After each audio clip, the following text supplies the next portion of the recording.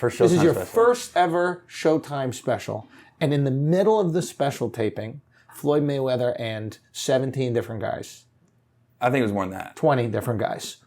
25 different guys. They told me they had 30 or 40 seats blocked off. Okay. Hey, let me tell you what you're about to watch. I got some comic friends meeting me, and we're all bringing our most offensive jokes. The ones that divide a crowd, the ones that get boos, not laughs. But we believe there's still some funny in there, and we're gonna find it. I'm Andrew Schulz, and this is Inside Jokes.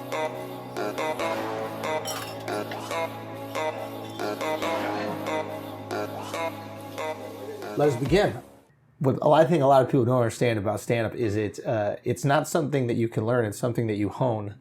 It's like with Marvel characters, you know how they have a superpower? Mm-hmm. They just have to learn how to handle it. True. And I feel like the guys that don't succeed or don't get anywhere, they just never had it, right? Mm-hmm. So they learn like a formula for it, but it's not natural to them. Yeah. And the guys that it works, because there's no doubt in my mind that if you never even developed a black audience, you would be Gary Owen with a white audience or an Asian on it, whatever it was, your audience, right? Because you have it, you just honed it. And it turns out that you honed it within this sphere of the business, right? Mm-hmm. But I feel like your success would have been in any one. And like there's moments in your life as a career where like you're either naturally funny or you're not.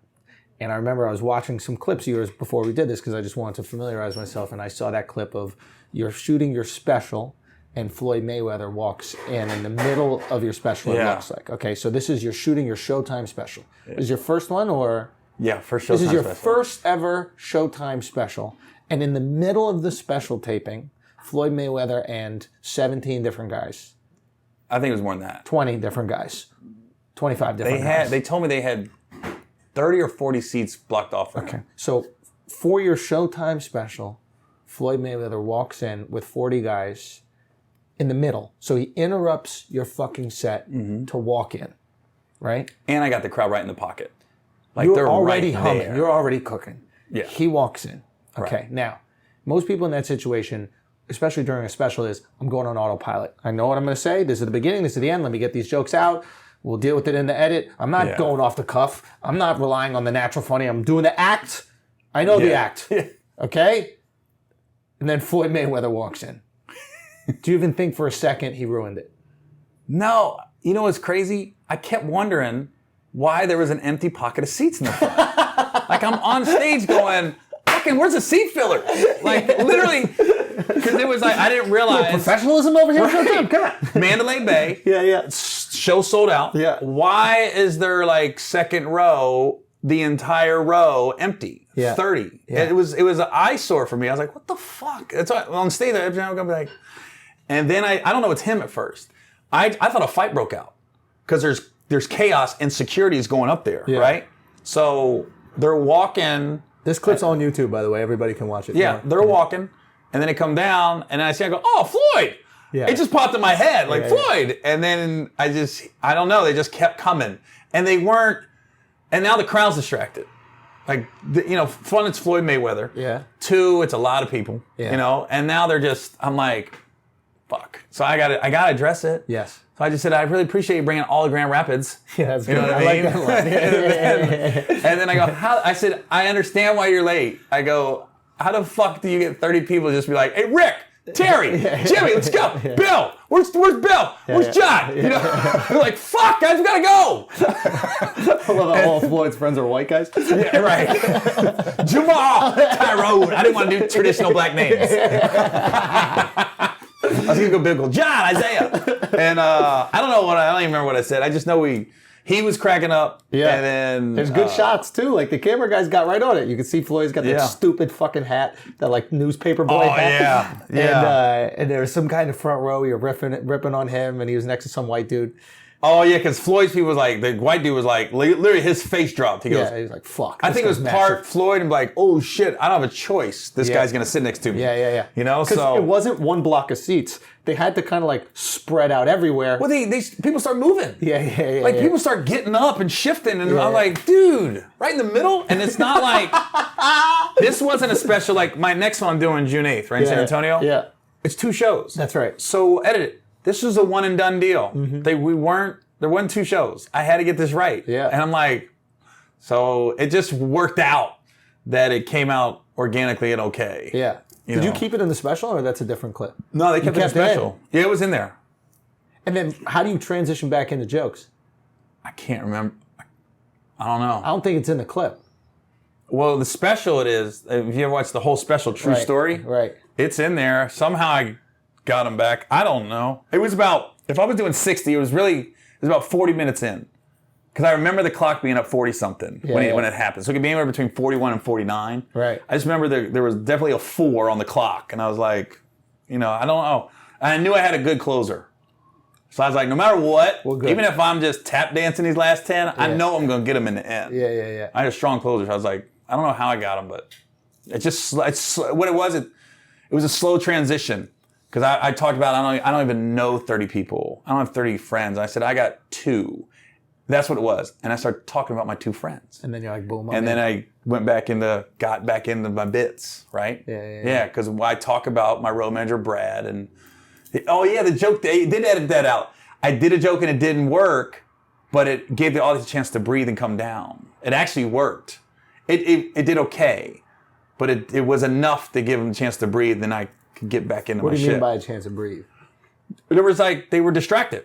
Right. So now I'm getting them back in. Right. And I did a joke that normally hits, but it didn't hit that hard. Right. But it got them, it was okay. It almost like they realized, he's back into his jokes. It's no longer about Floyd. Yeah. You know? It's something I bring up just because there's so many comics that watch this show, right? Or like people that are obsessed with comedy or like want to be comics, et cetera. And I think that these type of things happen at shows all the time, just not at that scale. But there'll be something that happens in the audience. Someone will have a seizure. Or Floyd Mayweather we're walking with 40 people, right? Mm-hmm. And you can see when a comic doesn't address anything, you lose everything, right? You lose the whole room, you lose everything, because everybody's just waiting for you to talk about what just happened. Right. Have you always found that easiest? Because I feel like you got really funny in that moment. Like it was almost you got excited by it. Some people would be afraid of it. Oh yeah, but you were excited by it. The juices got going. Yes. Yeah. It almost be like if you're a boxer, you hit him with a good punch and he's staggered. And you're like, okay, I might be able to knock this guy out. You know what I mean? Yeah. But why isn't that moment you get excited by that? You're not afraid of it. I don't know. I can't explain it. Yeah. The juices just start flowing. Like I've always wanted to do a special where, like a lot of times when I do comedy clubs, I don't have a closer. I just close with, what do you guys want to talk about? And we just go. And sometimes it's some of the best shit that I'll just come up with a bit that I didn't know I even had, or to remind me of a bit that I've never done in a while. Right. I forgot about that. And then it's organic and natural. It makes it look organic, but it kind of isn't. But then every time now and then, like you'll have a real conversation with somebody. Yeah. And it might be a 10-minute answer, but out of that 10, you're like, remember, I'll literally, like my road manager, I go, hey, Brad, remember that? I'll just be like this, my road manager, my opener. Hey, man, remember that? What I just said. There's that's something I know is the difference between black and white crowds, is that black crowds want you to be a funny person. Black crowds they're not like there are certain comics that'll just go up there and be like, here are my 10 jokes that I'd like to read off of a paper for you, but I don't have a paper here, but I'm just going to kind of say them. And then black crowds will be like, all right, that was cool that you got some like joke, but like, are you funny at all? Yeah. Like, okay, the jokes, I get it, those was a joke, okay, but are you funny? Whereas like white crowds would be like, ooh, that was a clever thing that you just brought that there and did that. They like the little word problems, the white crowd. And they'll be okay if you don't have as much of a personality that's funny. Yeah. And I feel like the guys that kill it, I feel like the black comics that kill it are the ones that have the jokes and the personality. Yeah. And I feel like there are certain white comics that can just have jokes and zero personality. Mm-hmm. And they can like strum a guitar. Yeah. And then say these like word problems. Yeah. Or something like that. I don't know. Have you experienced that at all? No. We'll talk about Dimitri Martin. great at writing jokes. I don't know if he's killing in the black rooms. Yeah, like when I was thinking of like Janine Garofalo when you said that. I used to watch some of her specials and she'd have the paper and like be reading it. You know, that's my litmus test for if I'm gonna bomb. What? If she kills, you're done. I'm done. One of the greatest bombs I've ever had was right after her killing in Brooklyn. Oh, really? Hipster room in Brooklyn. Yeah. Fucking Weezer glasses, all of them. I don't remember what I went up there and said. But so there's no way I could do that. What do you mean? That kind of crowd, yeah. I would probably be more nervous than fucking Harlem at 3 a.m. with no metal detectors. Just because where do you connect with them, right? Yeah, like the hipster crowd, I'd be like, it would be a challenge, but I'd have to focus. I couldn't just be like bullshitting with you and be like, hey Gary, you're up. Oh, okay. Yeah. I'd literally be like, give me a minute. And what would I you got to talk be in the to them corner about? and like I'd probably do old jokes. I'd probably go in my brain like, they ain't seen that special. Yeah. I'm gonna do that joke. Bring that back. Yeah, you know what I mean? yeah. By any means necessary to survive and shit like that. So you don't bomb. You're not one of those that will like bomb to get the jokes right, and then eventually it will work out. I don't know. Because are the stakes higher as a white guy with black audience? Like, can you not bomb? Because people are looking at you like, he ain't that funny. Let's see if he's that funny. There's still some skepticism about your funny since you're white? I don't think as much anymore. Early on, you get some, like, when you're doing some of the black rooms, like, you could see, like, it doesn't happen a lot, but you would every now and then see, and usually it was a black guy. It never was the black women. Like, a black guy would just like, there was one guy, I'll never forget the J spot, which is right by the airport in LA. Okay. I went up, and the fucker's with an Asian girl. And I'm like, so you're mad at me talking about black women, but you're with an Asian chick. And I lit into him. Like, he wanted to fight. He got up. Audience member. Yeah, he got up and he was ready to go. And I just made fun of him. I go, dude, there's security here. Yeah. You're not fighting me. I go, I know you're mad, but you're not going to be able to fight me. I never like swelled up like I'm about to beat, dude, know me, try me. I went like this, dude, it's not going to happen. It's just not. I said, like he stood up, I go, why are you standing? It's not going down. I was like this, I'm not fighting you. He was so mad. What does he do with and that? he just got kicked out. And like, I knew before I got on stage, he was gonna say something because he was ordering Ciroc, and like the comic before me was like really pro-black. Like it was very white guys suck and we gotta do black shit, right? Yeah. Funny, but I can't remember what it was. But then that guy was like with them. This brother was like, yeah. And then he got, Ciroc, like the black guy even addressed him. I can't remember what comic it was. He goes, brother, I got it. He goes, hey, I'm just going to support my own, baby. I'm going to support my own. And he goes, what are you drinking? He goes, Ciroc. Support my own, baby. But he's with the Asian girl. And then as soon as I walked on stage, I saw his face and body language change. He was like, and he was like second row center. And he was just like, and then I think I said something. I said, hey, man, you not having a good time? He goes, man. Like, he waved me off. And I was like, what? And he goes, I said, why would you come here? Not have a good time. He goes, man, come on, say something funny then, man. I said, everybody left with you. And then, so I'm going in on him and the crowd's eating it up. And then that's when he stood up. Then he tried to bow up. And that made him more upset that I told him, it's not going to happen. I am not fighting you. I don't care what you do. I said, and if you punch me, I'm calling the cops. I go, you're going to lose.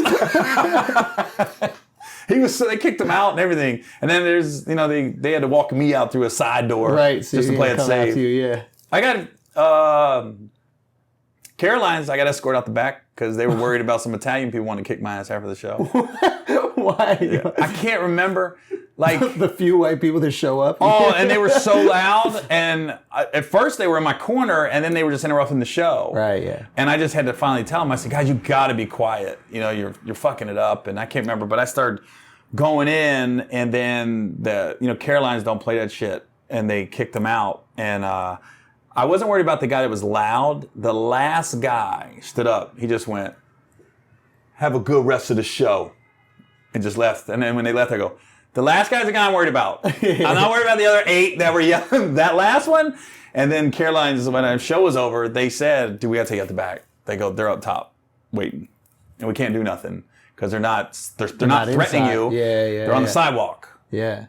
What do you want to do? I was like, I'll go out the back. And I didn't know Caroline's has like these fucking tunnels. Like I was like 3 blocks away. I was like, what the fuck is this shit? We've been here before. Yeah. Like literally, I was like at Madison Square Garden. I was like, how the fuck did we get way over here? I had no clue. I was like, stop at the back, man.